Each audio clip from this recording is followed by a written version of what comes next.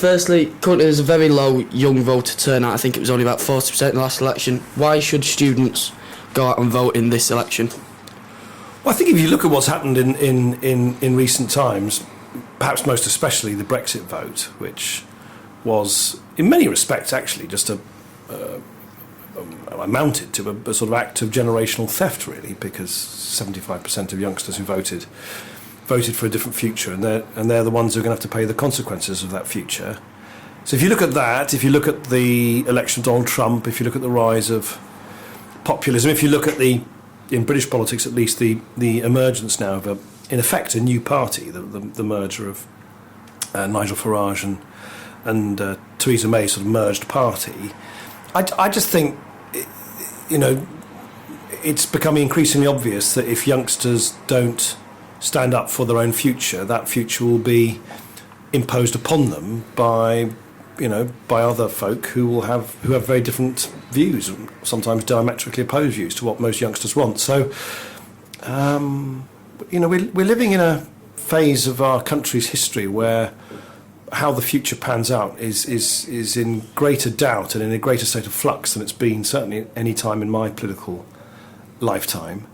And it's just essential that young voters are more fully involved in shaping the future which they, unlike many other voters, will have to inhabit. Yeah, so I've had a bit of most of the rest of it now based off things I've found in the manifesto. So how will you fund the pledge to reinstate the maintenance grant, and how could it help students from sort of less well-off backgrounds get into universities like this one? So in the midst of all of the huge controversies around the increase in tuition fees, one of the things that we did several years ago was actually increase the grants, not the loans, the actual money given to youngsters from poorer backgrounds who wanted to go to university. And the reason we did that was because all the evidence is that what really discourages youngsters from poorer backgrounds from going to university isn't actually what they may or may not repay in 20, 30 years' time. It's the upfront living costs. And so the decision by the Conservatives when they were in government on their own to turn those grants into loans is actually a very regressive thing to do. And as was set out in our manifesto, there are a number of revenue-raising measures that we're taking, from the 1p extra on every pound of income tax for the NHS and social care, but other things as well, scrapping the marriage tax break, increasing or reversing the cut in capital gains tax, increasing corporation tax, or rather, again, scrapping the latest reduction in corporation tax avoidance measures, and so on. And these collectively generate the funds which will allow us to basically put back into place the design of the system, which was that for those on the lowest incomes, their living costs should be covered by grants, not by additional loans. Why should we have a second referendum on the EU when the people already voted to leave last year? Well, crucially, because it wouldn't be a second referendum. It would be the first referendum on what Brexit actually means in practice. We didn't know last year. No one was told by the Brexiteers what Brexit actually means in practice. In fact, we still don't know what it means to quit the single market, to quit the customs union. We don't know what it means for our fisheries, for our agriculture, for our industry, for students, for universities, for our environment, for every aspect of our lives will be affected by this. And the Brexiteers last year very cynically, if effectively, won that referendum by deliberately withholding from the British people any description as to what Brexit actually means in practice. And so I think it's right to say that when we do know finally what it means in practice, that people should be able to compare and finally make the comparison, which is, we know what it's like to be in. At that stage, we will know what it means to be out. Then people can take a final decision. And by the way, it's not some sort of zany Lib Dem idea. This was an idea first promoted by arch Brexiteers like John Redwood and David Davis and others, who've always said that it was a two-step process. First, you take the decision to leave. Then there's a fairly prolonged period of time until you know what it means in practice. And that the British people should be able to sign off the whole process which they started in the first place. Yeah. Will you campaign hard to ensure that student mental health services get the improvement and funding they need? Because obviously it's becoming more and more an issue every couple of weeks, really. Yeah, no, it's something that I've taken a very close interest in for many years. I remember when I shortly after I first became leader of the Lib Dems, a long time ago now. 10 years ago now, I remember raising mental health in Prime Minister's questions when Gordon Brown was still Prime Minister. And there was a sort of sharp intake of breath in Westminster because, I'd raised something which was, at that stage, a real taboo. So I was one of the first sort of politicians to speak openly about the need to bring mental health out from the shadows, if you like, and talk about it more openly in politics and do something about it. And then when we got into government, I changed in effect, the constitution of the NHS to make sure that mental health and physical health are put on the same footing. We earmarked a huge amount, hundreds of millions of pounds, to boost mental health services, not least child and adolescent mental health services, and also started to introduce for the first time ever mental health waiting time, much like they've already existed in physical health. So it's for me it's very distressing to see that early progress we made. It was only a start. In the coalition should have stalled as much as it has under the Conservatives, and I think it's essential that we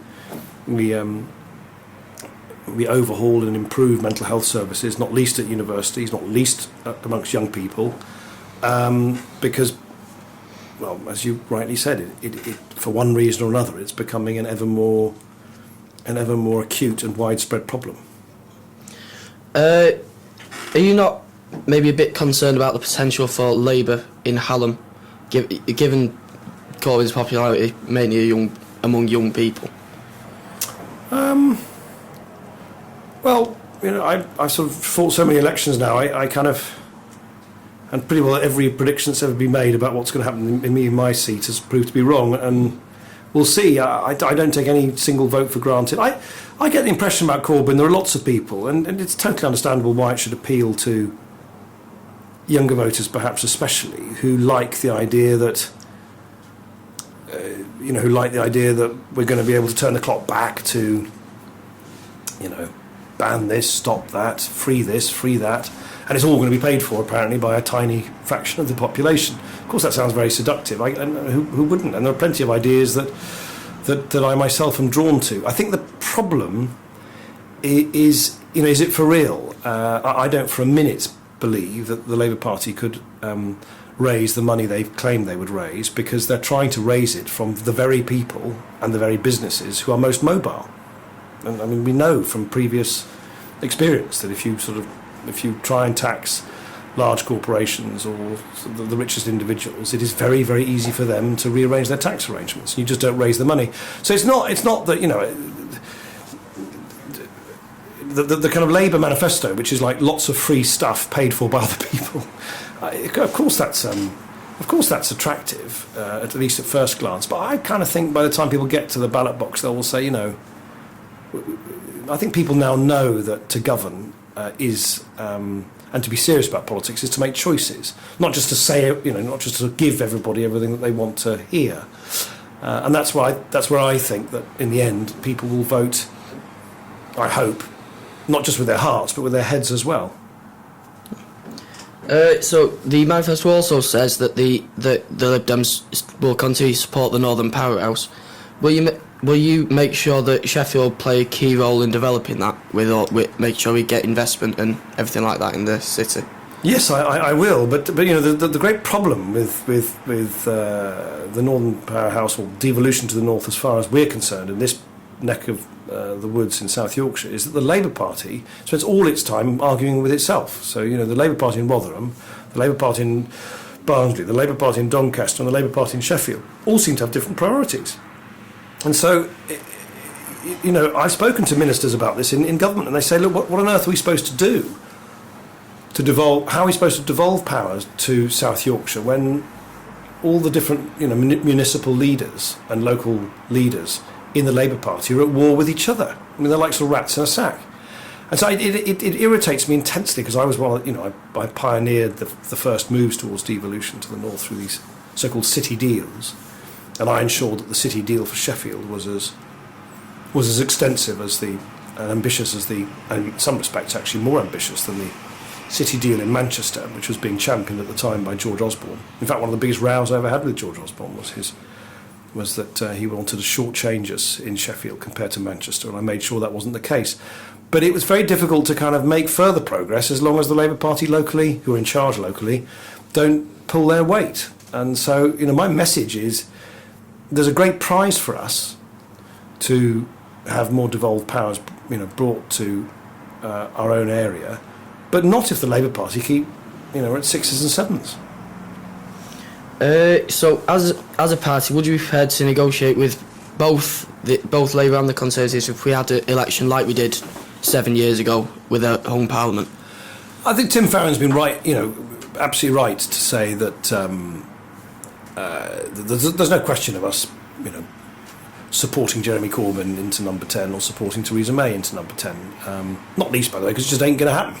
I mean, there's no point speculating theoretically about something which is just not going to happen. It's just not remotely going to happen. Theresa May is going to be Prime Minister. All the big question is, what kind of mandate does she get? And does she deserve, basically, to run away with this election without explaining herself at all?